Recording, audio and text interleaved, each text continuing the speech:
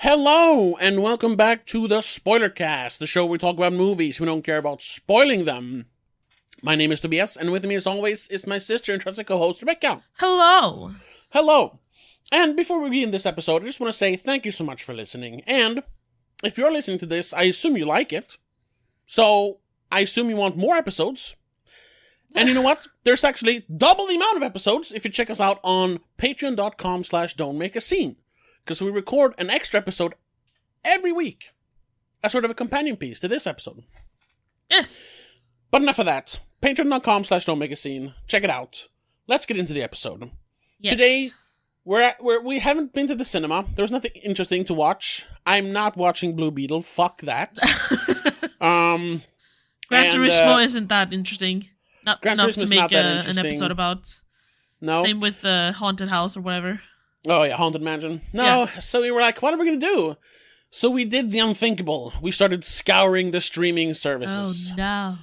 But then I remembered, I actually saw a trailer for a Netflix movie a while ago that seemed kind of interesting, starring John Boyega and Jamie Foxx. Yes. So I thought, hey, that might be good. So today, we're talking about They Cloned Tyrone. Yay! It came out this summer, right? I think Like it might July have or been August. something? I think maybe August. Oh, okay. July, August, sometime. Ah. Yeah, it's They Clone Tyrone. It's a conspiracy thriller comedy, I would say, Yes. with a slight Even with, sci-fi-ish, I suppose. well, yeah, well, that is the conspiracy part, yeah. I suppose, yeah. With some social commentary baked in there, Oh, yes. and a lot of great music. Oh, yes. Written and directed by Joel Taylor, also co-written by Tony Rattenmeyer. On IMDb, they because I don't want to get too much into what it's actually about, even though the title kind of, But hey, the title could be very suggestive. Who knows? So Yes. on IMDb, they write, a series of eerie events thrusts an unlikely trio onto the trail of a nefarious government conspiracy in this pulpy mystery caper. Yeah, that's pretty good. Yeah, it's funny that they call it a pulpy mystery. This is straight up blaxploitation. Yes. I don't know how familiar you are with the subgenre, but Not this very, to be honest. no, this is straight up a blaxploitation movie, or if you Like- want an homage to blaxploitation. Yeah, but I mean, like- it's still kind of a thing. I know what it is, but I haven't seen much, to be honest. Okay, no, I haven't seen much either. I've seen some of the classics. I've seen Shaft. I've seen Coffee. I've seen. I haven't seen Trouble Man, but I want to see it. It's been on my list since I was like 10 years old because I love think that trailer. I've mainly seen or heard people talk about it, so like I know what it is, Okay, yeah. but I've never actually, not knowingly, watched a blaxploitation movie. Yeah. Oh, right. I've seen Black Gestapo. It wasn't great, but it's a funny story, Okay. or a funny plot. Yeah, it was basically like a movement in the late 60s, early 70s, where black filmmakers and black actors realizing that, like, hey, we're not getting any jobs here because Hollywood is predominantly white. Why don't we just make our own movies? And they started making their own, like, action movies, kung fu movies, comedies, horror movies. I mean, who can forget Blackula? He's Dracula's soul brother, as they say in the trailer. Yeah. And they kind of created their own little, subgenre of movies, and some of them became big stars. I mean, Fred Williamson, I forget his real name, but Dolomite, Rudy Ray Moore. A lot of the movies also became, Richard like- Roundtree, who of course played Shaft. Yeah, and a lot of the movies are classics by now. Yeah, like Shaft. Yeah. Yeah. So this is a blaxploitation movie. Yes. A modern version with, a bit of a twist, I suppose. No, but that's also the thing. Like a lot of and we're going to talk more about that in our companion piece of this, when we're going to talk about a favorite blaxploitation movie of mine called Three the Hard Way, which is kind of a forgotten movie, even though it's like one of the more expensive blaxploitation movies made at the time, at least. Okay. But we'll talk more about that then. Yes, because at the time of recording this, I have not seen it yet. Exactly. Where were we? Well, we can just do this. Standard. What did you think of They Cloned Tyrone? Oh, I thought it was great. Yeah? I thought it was in this new. It's gonna be a little. I'm gonna have a hard time picking the right words here, but in this new wave of black filmmakers that's been going on for a while now, you know, Starting with Jordan Peele or what? No, before that, I don't remember the name, but it started with Dear White People, I would say. Remember that movie? Yeah. It was it turned into like a Netflix show or something. Yeah, I think so. It was this like, you know, once just like in the 70s, black filmmakers like start making like, hey, we're gonna make our own movies now, or you know, they're getting a voice, but more like mainstream, because they were getting a voice because of the whole. Honestly, like the big political shift we had in the early 2010s, and since then they've been building, and you know, some of them have become like classics, and of course Jordan Peele, huge in that genre,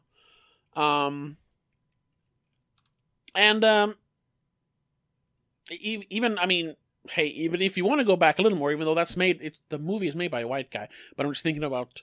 John Boyega was in Attack the Block. It's not really a blaxploitation movie. No. But it's mainly starring, at least, you know, people of color, except for, you know, a couple of guys. It is a story of, you know, what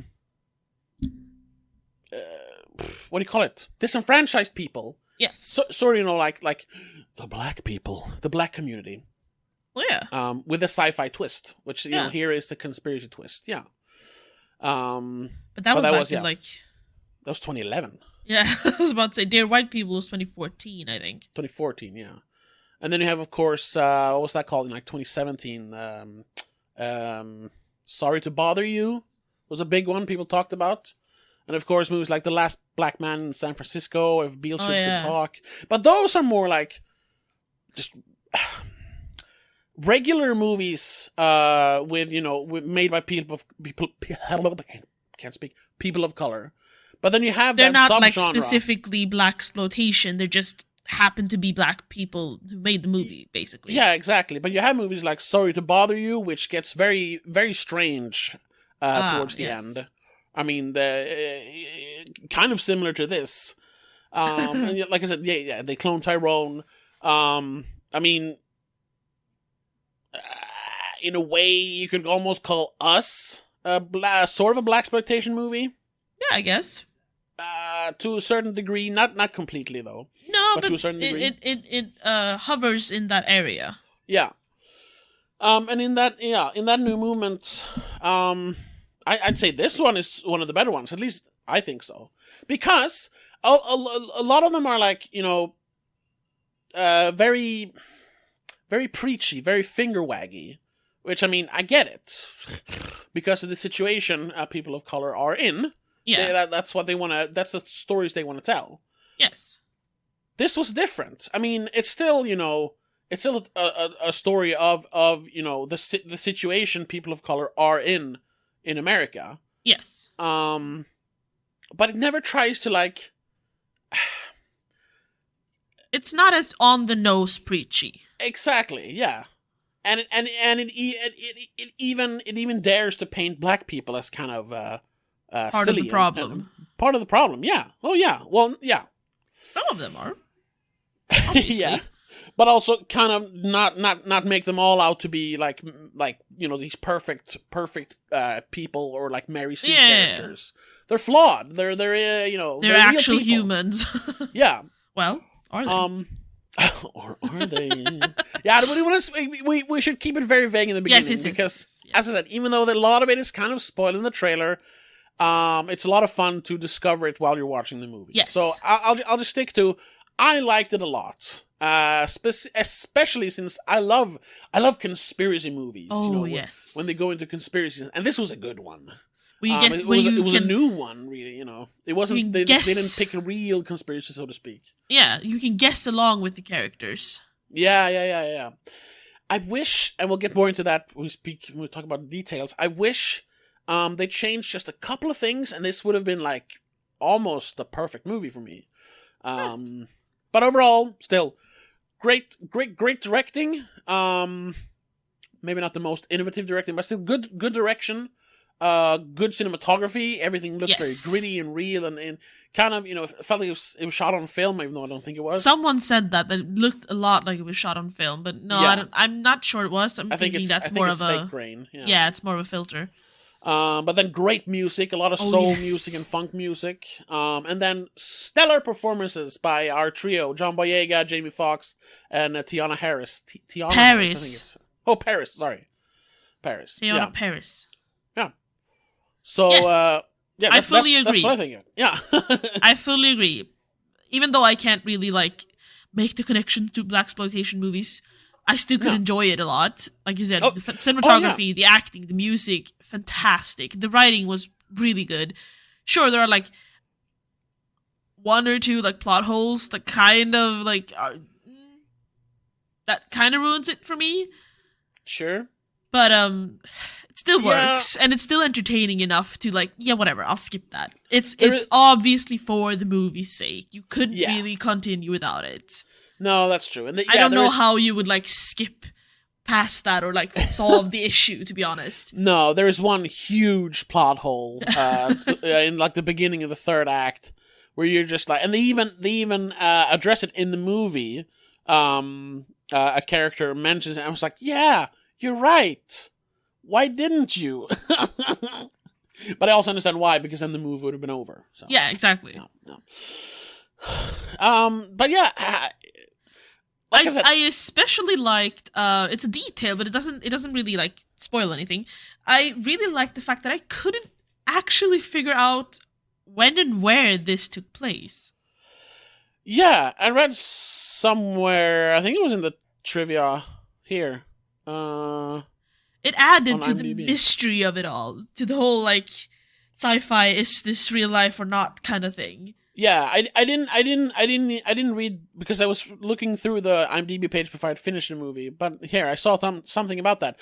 Though the movie is set in modern times and references a lot of events that took place in the 90s and 2000s, and even uses trap in musical scenes. Main characters are stylized in 70s and 80s clothes, furniture, and hair, nodding to stereotypical views of black people deliberately engineered by white people. Which is key to the main plot of the movie. Yeah, sure. But I mean, and that's... I just liked the mix of it all. It looks... Well, yeah, sure. It was very timeless. Yes. I like that, yeah. Which adds to the mystery, but it's like in the Twilight Zone. Yeah, kind of. But it also fits modern days in a way, because we've recently come to the point where the 90s are popular again. Yeah. Sure. So the trends are coming back. In this case, it's just multiple trends. Yeah. They worked in several ways, and I really like that. That was a nice detail, because, it made it timeless, and it made it kind of question things a little bit more. Yeah. If there is a detail I want to complain about, and this is one that... Without spoiling things? Without spoiling things. But it might come off as ignorant and, dare I say it, racist. Oh gosh. It's not no. Well, yeah. Fuck it. This happens a lot in movies like this. I almost said saying you people. In these kinds of movies, yes, white people are portrayed very stereotypically. Yes. Now, I get it. That's what we white people have done to black people for decades. But it's still and I guess that then they just want to do it back to us, which is always bad, because it's called a pendulum for a reason. It's going to swing back and forth and never land in the middle. Talked about that in other aspects. Exactly. We want it to be in the middle. Yes. And it's always well, you did to us for 400 years, now we're going to do it to you for 400 years. Never ends well. Yeah, anyway, back to it. But it is it is a bit jarring when every white person in the movie is so extremely white. They're they're like mayonnaise white. It was it's not really how white people are.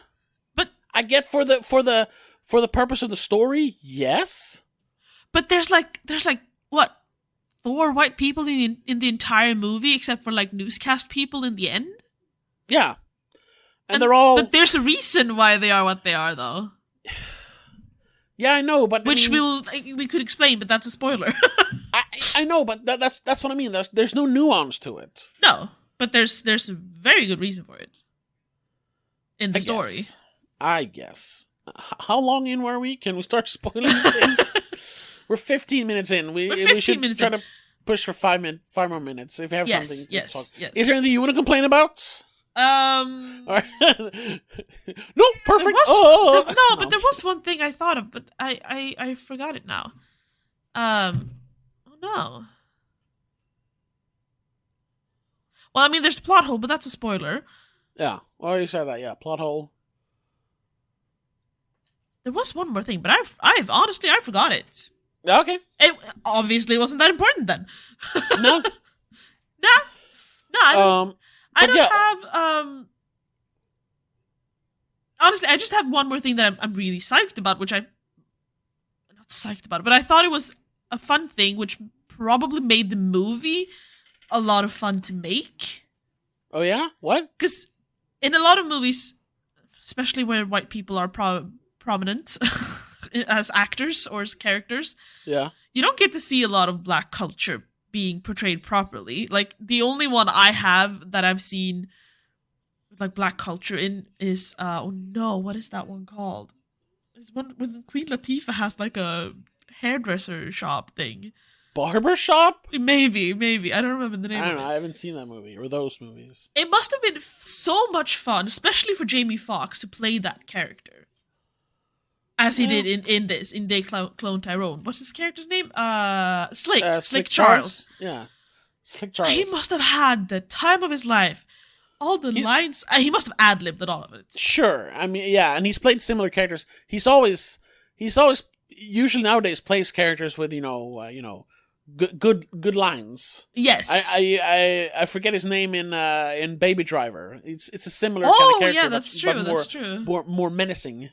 Yeah, and a little bit more like modern, because Slim is a little bit. He's very I want to say 70s, but I'm not sure. Yeah, very 70s. Yes. Yeah, he's very stereotypically 70s pimp style thing that you've seen in movies, which looked like he must have had so much fun playing that character. Oh my god. That's kind of funny though, and we're gonna have to get into spoilers now. Now that you mention it, like you say, that we see a lot of like predominantly black culture in the movie. What we perceive as black culture, I should say. Yeah, exactly. Because and from now on, fuck it, we're almost at 20 minutes. Spoilers for They Clone Tyrone from here on out. If you haven't watched the movie, turn this off. Watch the movie and come back. Exactly. Thank you. Check us out on patreon.com/don'tmakeascene. Thank you. Spoilers. Yes. They portrayed everyone as very stereotypically black, specifically like 70s and 80s and 90s black. Yes. But then it turns out that it's all engineered by white people. So are they saying... It's a bit of a contradiction, or maybe I'm not woke enough to get it. But aren't they then saying that white people understand black culture? Because they were able to pull the wool over their eyes for so long? Well, that's the tricky part about all of this. Because we don't know how many in this it's called the Glen, right? Yes. The community, the area. I don't know what it is. Is it like a city? I'm not sure. But the Glen, we don't know how many, when the movie starts, of the inhabitants are actually themselves. No, that's true. Or are clones. Because by then, they could all be clone number 5 or something. Yeah. No, but what I mean is, because so it could be all just, they're all just clones, so they just live with the memories they've been given. Or, like you said, some people are just real and they've managed to copy, I guess, true black culture in certain cases. But that's we know that they only cloned like the important people in the community, like sure, the preacher. But it's a lot of them, though. No, it's not just 5 people. No, but it's not just 5 people. But I mean, it's not like hundreds of them. No, maybe not. It's specifically Fontaine, Slick Charles, Yo-Yo, the preacher. Those are one of the hairdressers. I think they mentioned. Oh, maybe, yeah. But then I'm not even sure. Is Yo-Yo actually a clone? Didn't they say she was a clone like that? And that's why those 3 people actually came together to figure out this mystery, because they were kind of drawn to it. I think they mentioned Nixon, Kiefer Sutherland's character. He mentions that Fontaine and Slick are like replaceable, but he doesn't say anything about Yo-Yo. Oh, maybe not then. I don't think so, at least. But they are inserted there to maintain the status quo. No, that's true. That's true. Yeah. So you need a drug dealer and a pimp to make sure, yeah. And the preacher, to whoever keep comes to the church. The black people down, yeah. Yeah. But the rest of them, I mean, you could argue then that they're being brainwashed though by the perm cream and the drugs and the chicken and the music. Yeah. But then that wouldn't change their culture that much, though. It changes behavior to a certain point, and they would still have to be intrigued enough to go to church. A church that has that kind of sermon, you'd still want to go to a chicken shop. You'd still want to go to a hairdresser. Well, I mean, a lot of people go to hairdressers. Most people go to hairdressers. Yeah. That one isn't that special. No, but what I mean is like it works. It works. The internal logic works because, of course, that's the whole point. Yes. They have these specific characters and these drugs to control the rest of the population. Yeah. And they do this in several cities. Yes. It's only America though; it's not other countries, right? As far as we know. Yeah. But I kind of understand the point they're trying to make. Like, that the black communities are kind of are stuck in an evil circle because of the situation they've been put in because of racism in the spanning all the way back to the slave era, the slave times. What, 1700s, 1600s, something like that. Not great with American history, to be honest. No. But what I'm trying to say is they're making stereotypical black culture out to be just a way to control black people, made by white people. Yes. So I think it's a bit iffy how that reflects on reality. Like, are you saying that black culture in reality is just a construct, and that black people should try to break free of that stereotype? I'm not sure. I'm a little iffy on what, other than the whole, the white man trying to keep the black man down. I get that part. Sure, but that is obvious. The specifics of the conspiracy, I have a little trouble with figuring it out. It feels like they kind of painted themselves into a corner. The way you explain it, yes, I understand what you're saying, and I can see it. I see what you mean. Yeah. And I don't think we're the right people to try and answer that. No, exactly, because, First of all, we're not American. We don't know anything about any kind of American culture, whether it be white or black. Sure. To be fair. Second of all, we're white. Yeah, exactly. Very white. And we're not allowed to have opinions about... No, we're allowed to have opinions. Black people or black culture, but they can have opinions about us. I'm just saying. Yeah, but we just don't actually know, though, because we haven't lived... No, but they haven't lived as white people. They just portray white people. I'm just saying. Sure, that's also, where, tit for tat, quid pro quo. Sure. I'm just saying, I have no clue. I have some clue. I'm not saying I know everything, but I have some clue. Getting a little defensive. Sorry. It's fine. Regarding the white people being very white. Yes. Just want to point out that they are clones. Well, are all of them that? Everyone who works in the chicken shop, everyone who works down in the lab, basically, everyone who we see with the Afro type hair but white skin. Yeah. They are further developed clones that kind of failed. Yeah, they were supposed to be the first, like, truly, like, the mixed. First step of the assimilation. Yeah, exactly. Where there's just going to be one race. Yeah, but they're kind of defect, so they just serve as drones. Yeah, really, which is why they're working the chicken shop or the lab, where they don't have to perhaps know too much or be too advanced. They can just do what they're told. Sure. But that's also something maybe I just didn't, like, get it.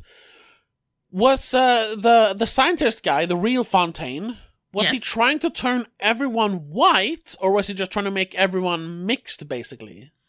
It's a long process, but the way I saw it, he was trying to eventually make everyone white.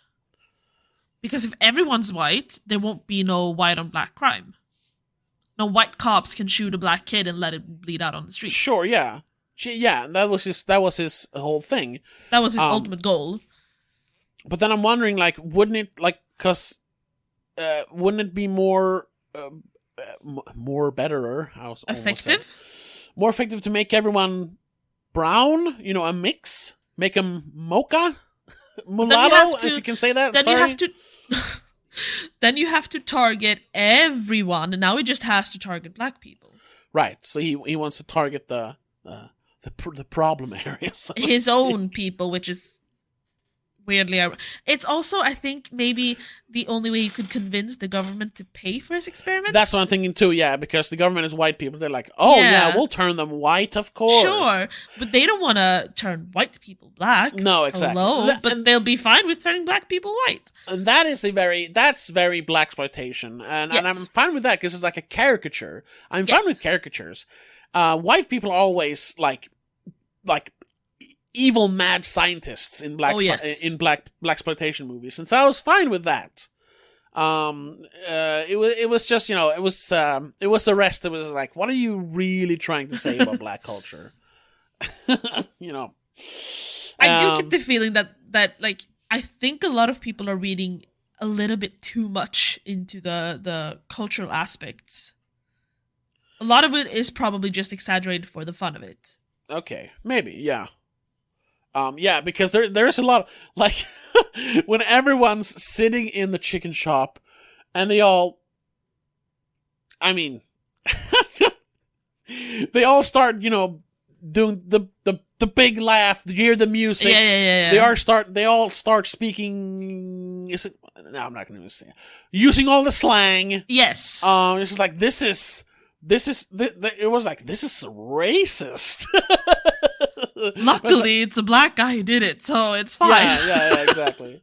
But I think that part is exaggerated to be kind of racist, because we're supposed to be like, white people. Are white people making? People think? Yeah. Is this what white people see when they're exaggerating? But still, that was just like, ooh. It was so over the top. As someone who grew up on the internet, every time they use certain words, I was like, are we allowed to find that funny? Am I allowed to laugh? I'm fine with that. I know I can, because it's a movie that made it. Like that. Like, they made the movie to be funny, obviously. Yeah. Sure, they're talking about serious subjects as well, but they're doing it in a lighthearted and funny way with a mystery behind it all. They're not trying to make, like, force white guilt on people. No, sure. And regarding the word, I'm guessing you mean the N-word. Yes. Yeah. I'm totally fine. I'm not going to use it myself. No. First, because I don't want to, and also There's I don't want to get to it. Really, there's no point. I don't want to get in that kind of trouble. But I have no problem with people using it for comedic effect or whatever. I don't care. But it was just certain points. I was like, Jesus Christ, they're trying to make me, but they're not. Like, I felt like, am I allowed? But no, I am. I just had to, like, step back. You're watching black actors saying the word. It's fine. Yeah. I mean, Jamie Foxx, every single time he used it was hilarious, though. Yeah, he can really deliver a line. Yeah, yes. He's great in this movie. My God. Yeah. But I guess that's really all the negatives I have about this movie. And also, where I think that comes from, because I wanted to spin further on, where I think, like, the message gets a little lost, or I'm not really sure what they were trying to say. I mean, the big picture, yeah, but, like, the details, I was like, I'm not really sure if that works. How deep is this? Yeah, it's kind of funny, because have you looked into Joel Taylor, the director and writer? No. He's kind of new. I think this is his first... this is his first full-length directing, at least. But did you see what else he wrote? He wrote, like, I saw, like, Space Jam and Creed 2. Yeah, that's Creed about 2, it that I Creed 2 I don't know anything about because I haven't seen it. I thought Creed 1 was good enough. I didn't want to ruin it with a bunch of dumb sequels. So I don't know. Maybe it's great. Haven't finished Creed 1 even. Oh, really? It's kind of struggled. Oh, okay. It's a great movie. Anyway, but he was involved in writing Space Jam 2. Which is like, yikes. Yeah. And then it says additional. But he was one of 5 or something? Yeah, I guess. Oh, and I thought he was writing on the new Transformers movie, but he was just additional crew, whatever that means. Yeah. He was involved in story for Space Jam and screenplay.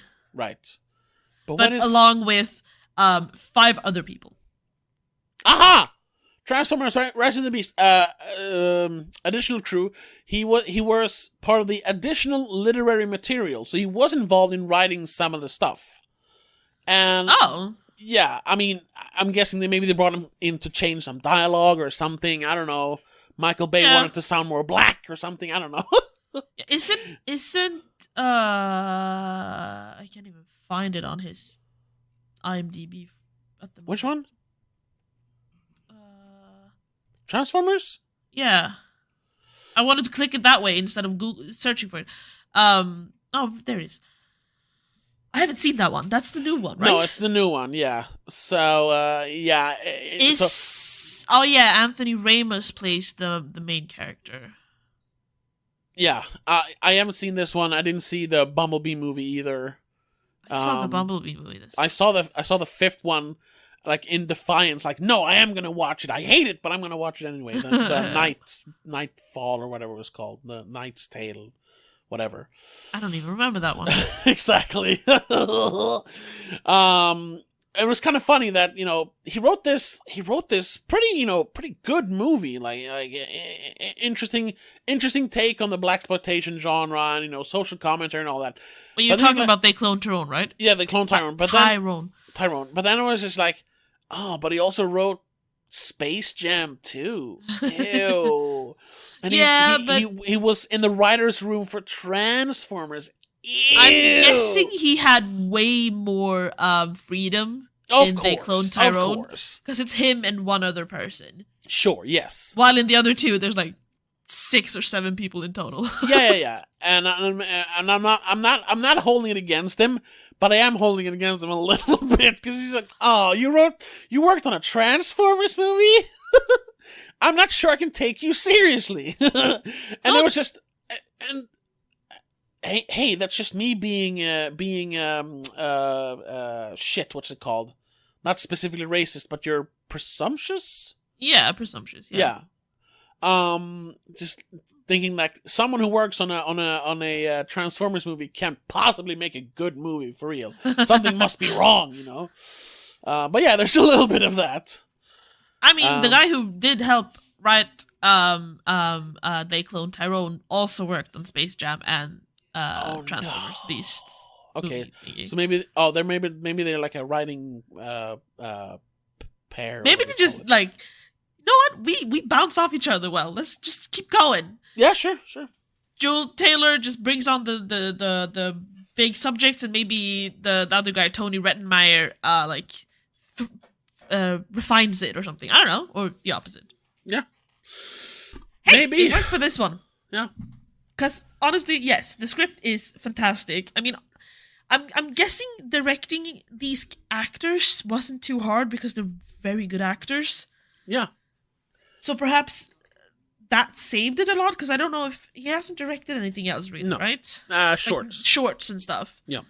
So we can't really see if if his skill as a director is that good yet. No, because in this one it worked, but it probably had a lot to do with very good actors. We'll have to wait for the next one to see. Like, oh no, exactly, he's good again. Okay. He's done shorts and a couple of like TV episodes or something. Yeah. But Actors Anonymous? Huh? You gotta speak film up. adaptation, Actors Anonymous. He did direct that one, but he's not alone. I think that's like an anthology. Yeah, so thing, he directed like a segment, probably. Yeah. Yeah, I think so at least.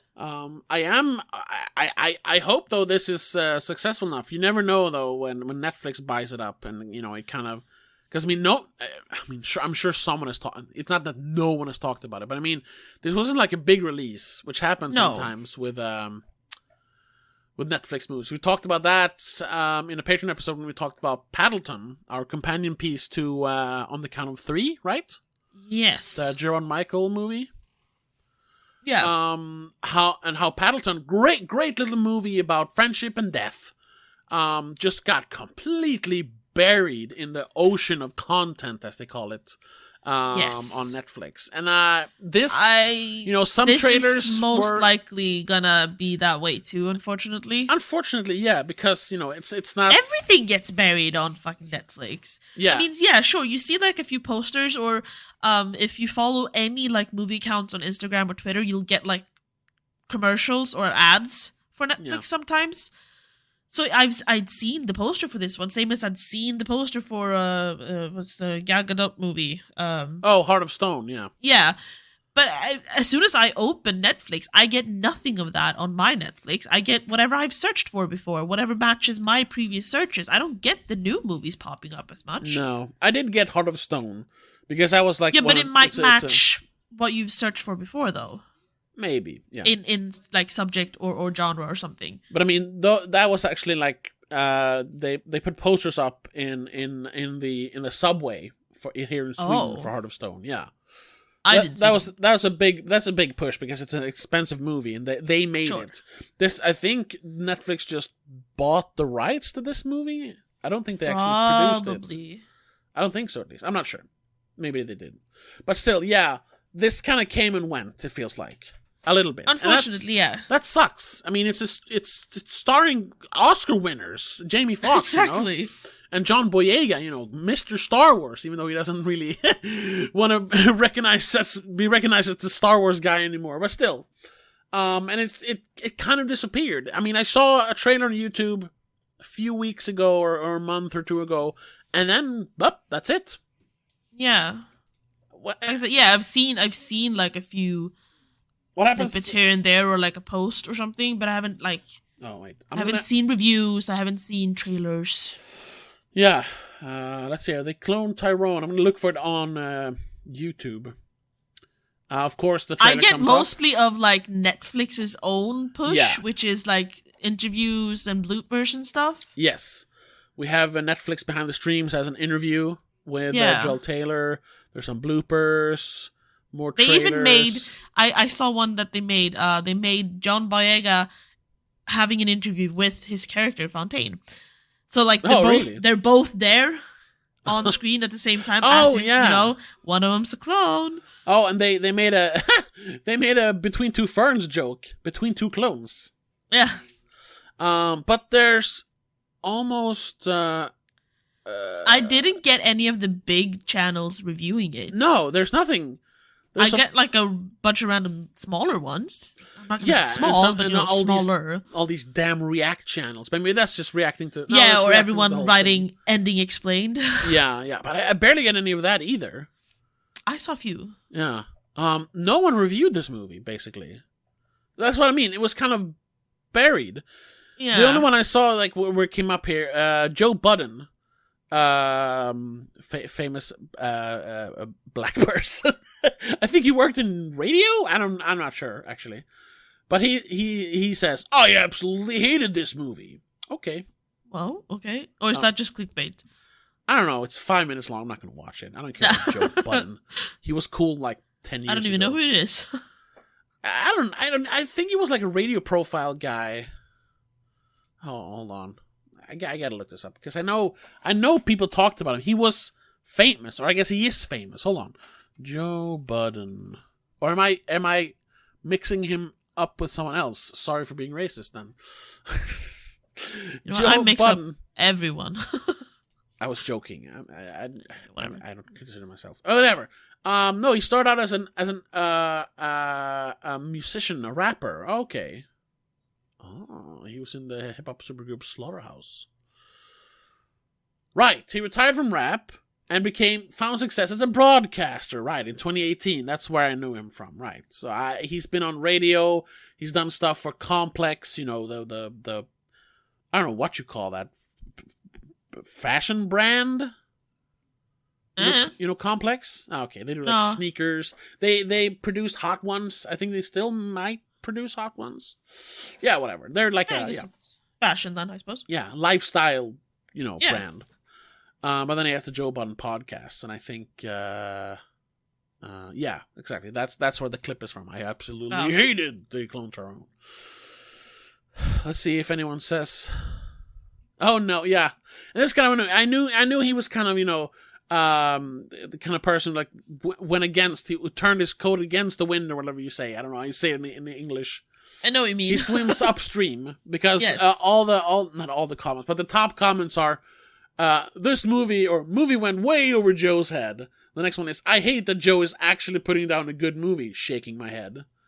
The next one is I disagree. The writing was phenomenal and the execution was on point. This could have he just has to say that it's bad because hey, I'm a black person and I hate this movie. Yeah. To make get a reaction out of people. Probably because I know he kind of did that before. I mean, there's a lot of people on YouTube who do that, whether they're black or white, regarding whatever. I know. But it always comes off kind of like, I can tell that there's no point in you hating it this way, or like, sure, you might not love it, but the way you're expressing yourself is exaggerated, and it's very transparent. Oh, here's someone who's mentioning, like I said, I'm not going to watch the video, but they maybe had a problem with them using the name Tyrone. Because the comment is, I like the movie. It actually was more entertaining than I thought it was going to be. I definitely think it's some truth. It has some truth to it, too. It had a lot of symbolism. Of course, we talked about that. Yeah. Joe. It had a little symbolism, Joe, which speaks directly to him.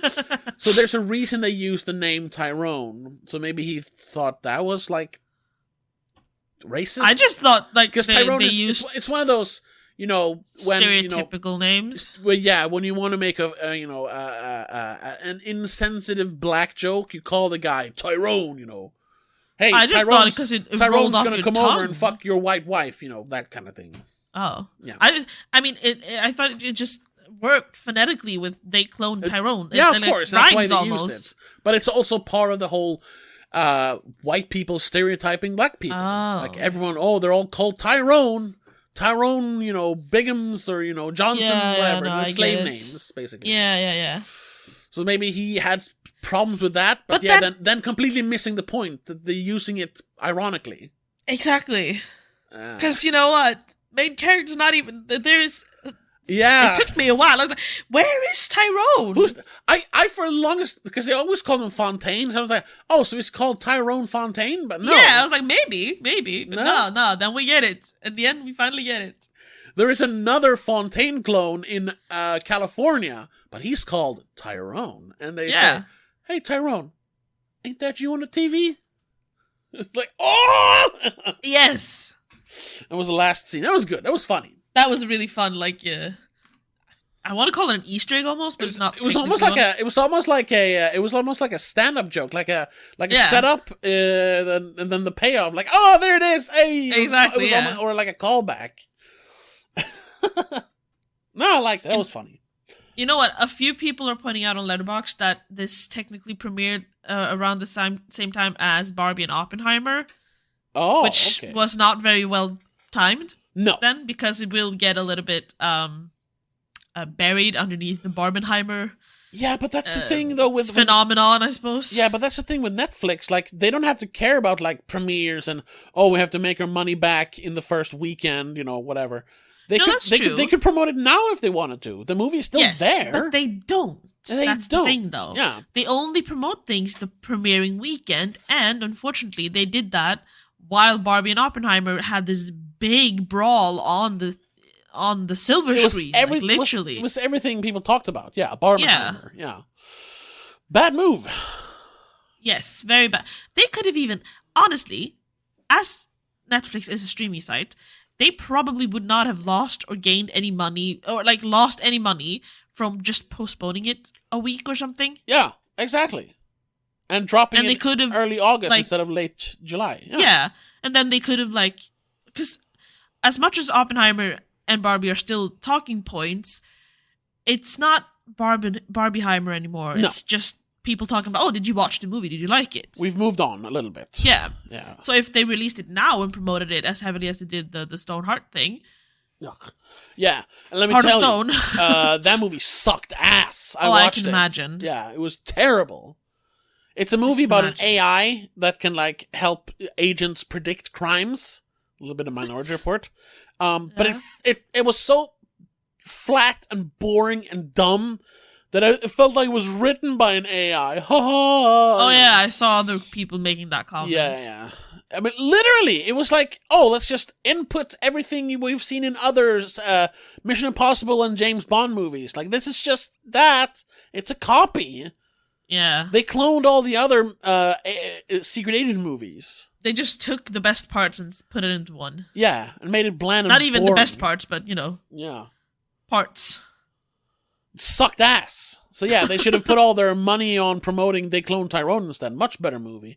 Much more socially engaging. They still could, but they're not gonna because they're dumb. Gonna. Yeah, they make so much money, but they're like, nah, we're not gonna spend any more money on this. Oh, I just remembered one of my favorite things in this entire movie. Oh? Do you remember, I think it's in, I don't remember if it's in GTA 5 or San Andreas, but the very famous memed line, oh shit, here we go again. Oh, that's San Andreas, yeah. That's right, yeah. The moment you said get it. Yeah. Oh, they do? They say it and they cloned their own. One morning he's like, shit, here we go again. I loved it. I was like, yes! Shit. Roland Heights baller country. That's, when you first get control of CJ, that's what he says. Shit, here we go again. Yeah. And I think this is the second time he wakes up as a clone or something. So he's like, he's not in control anymore, technically. Yeah. Hey. And that's one thing. That thing I said, they should have changed this or removed it, and the movie would have been almost perfect. After he gets shot, and he wakes up, he sees what we think is him walking down the street, bleeding from his chest. And he's like, help me! And then the black van comes around, picks him up, and he disappears. Yeah. There's a very funny joke about that in the show Louie. That's beside the point. They're literally swapping out homeless people in the streets of New York. It's very funny. Anyway. Oh. And he sees his because he was almost because you can't quite see it, but he was like, "Wait, is that me?" And then the guy disappears. Yeah. We're guessing that's the Fontaine who was shot the night before.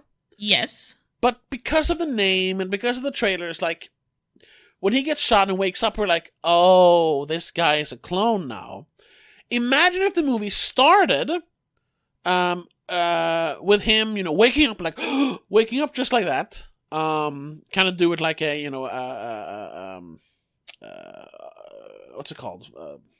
Live, Die.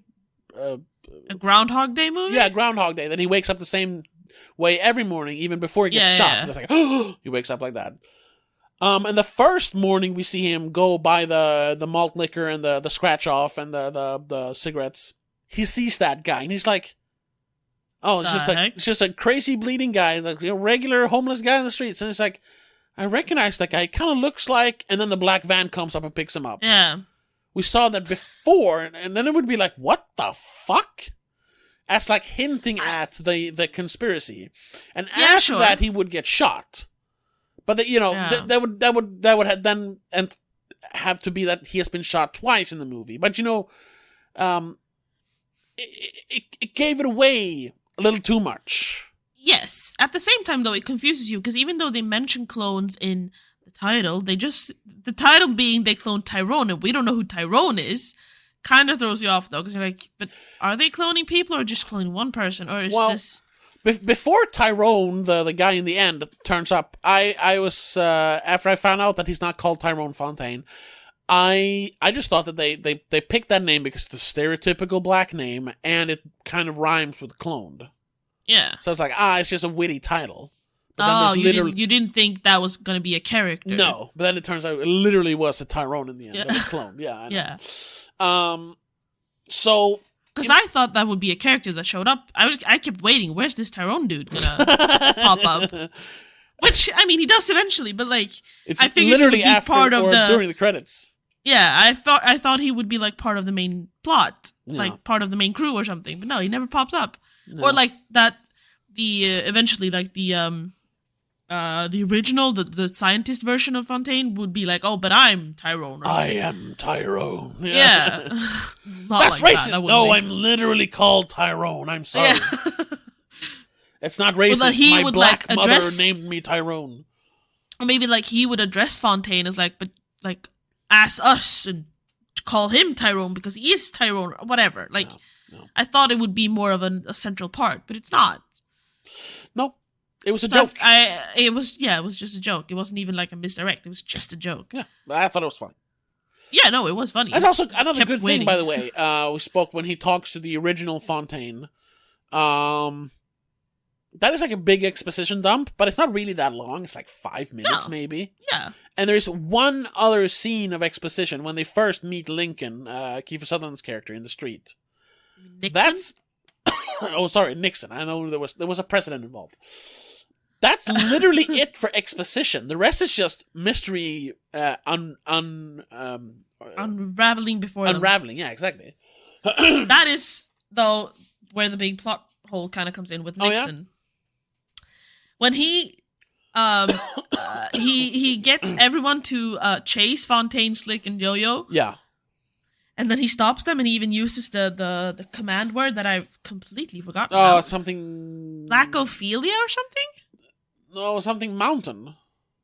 Whatever. Yeah. That thing.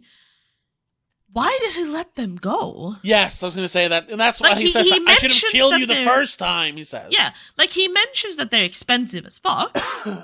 Yeah, but they know too much. Exactly. Why would you let them go? By that point, they are obviously risking the operation here. So even though they're expensive, maybe at least take them in? Yeah, like he does later with Yo-Yo. Yeah. Why not bring them? Because then the movie wouldn't continue. Yeah, exactly. He scares them into not caring about it, which they do. They're like, fuck it, it's not our problem anymore. But Yo-Yo keeps going at it, then he grabs her. Yeah. That's true. It works, but it's a bit of a plot hole. It is a plot hole, but it works for the story's sake, yeah. Yeah. I only watched like a couple of shorts on YouTube because I didn't want to watch like full reviews because they were all so long. Someone's like, yeah, that entire plot hole kind of ruins the entire movie. It's like, no, it doesn't. Ruin the movie. It doesn't ruin the movie. At the moment, I didn't think it was a problem. It was after when I started thinking about it, I was like, oh, yeah, well, that's kind of dumb. But whatever. Yeah. It is a plot hole, but it's not enough to ruin the movie. No, far definitely from not. I think that's a good place to round it off, though. Yeah, all in all, it's a very well made movie. Yeah. It's entertaining, it's funny, it's engaging because you kept thinking, what's gonna happen next? Where did that person go? There's a lot of like, if you watch it again, probably I haven't done it yet. I've only watched it once so far. Yeah. But if you watch it again, you're gonna notice more and more details around like Easter eggs or like just like people. I watched a short interview with the director where he mentioned like one character specifically. If you like look at her and keep your eyes out for her, you'll find that she's the girl who steps out of the car when in the beginning they're like trying to sell CDs by the store. She's also then the person who is being experimented on in the underground. That like Clockwork Orange style thing with the eyes. Oh yeah. You can also see like missing posters of her around, and then in the end, when they're all above ground again, you see her being reunited with like a family member or a friend or something. Okay. Like you can see other characters being involved and affected of this specifically, like not just the community as a whole, but like specific characters. Yeah. So I bet there's a bunch of other ones if you actually keep watching the movie and watch it over and over. Yeah, and this definitely has replay value, because it is... Oh, yeah. It's not just like, it's a cool story, but I've seen it now. You know, there's those movies, like There Will Be Blood. It's an amazing movie. I think I've seen it 3 times in my life. I never want to see it again, basically. But this one, first, and it hits the trifecta. It's, first of all, entertaining. Yes. So you can come back to it. It's very funny. I laughed out loud a lot. Yes. It's exciting. Oh, yeah. And it actually draws you in with a good story. It has a point. Yeah. So it is really what every like blockbuster should be. Because nowadays, I'm not going to go into a rant. We've talked about it before. But nowadays, the big mainstream movies we see, the blockbusters, the Marvel movies and the Star Wars movies and all that, they're all just white noise. It's just junk. Yeah. Sure, they have their plot and the different movies come together, but what are they really about other than entertainment? Yeah, this one was entertainment with substance. Yes. And something you would say like, well, sometimes you just want entertainment. Yeah, sure. Sure, but you can watch this too, because you don't have to focus on the substance. You could just watch it for the entertainment as well. Exactly. So isn't it just a both. plus when entertainment also has substance? Yeah, of course. Isn't that what we should strive for? Obviously. So hey, instead of going to watch Blue Beetle or the Marvels, when I think that's coming out soon, how about you stay home and watch They Clone Tyrone? A movie that is equally as good, I say, without having seen those movies, but still. And it also it also has a point. Yeah. And if you're white, you can say, well, I watch black culture movies as well. I'm woke. That's an extra point. That's a brownie point for you if you're white. Sorry. Anyway, that's going to have to be it. Yes. Thank you so much for listening, if you're still listening. And like we said at the beginning, check us out on patreon.com/don'tmakeascene if you want to listen to us talk even more about movies. And the companion piece this time, which is coming out in a couple of days after releasing this, is going to be, we're going to watch one of my favorite blaxploitation movies, 3 the Hard Way, like I mentioned before. Yeah. Which has a similar vibe to this. So it's gonna be fun, because I think it's like the first proper blaxploitation movie you've seen. Most likely. Yes. That's gonna be fun. See what you think of it. But that's for Patreon, so check it out. Patreon.com/don'tmakeascene. But other than that, once again, thanks so much for listening. We'll see you in the next episode, but until then, have a good one. Bye! The Spoilercast is part of Please Don't Make a Scene. It's produced and directed by Tobias Vedén and hosted by Tobias and Rebecca Vedén. Executive producer is Annika Vedén. I also want to give a huge shout out to all our patrons over on patreon.com/don'tmakeascene. Daniel Geiso, Christopher Billén, Laura Kinney, Mom, Dad, and CK85.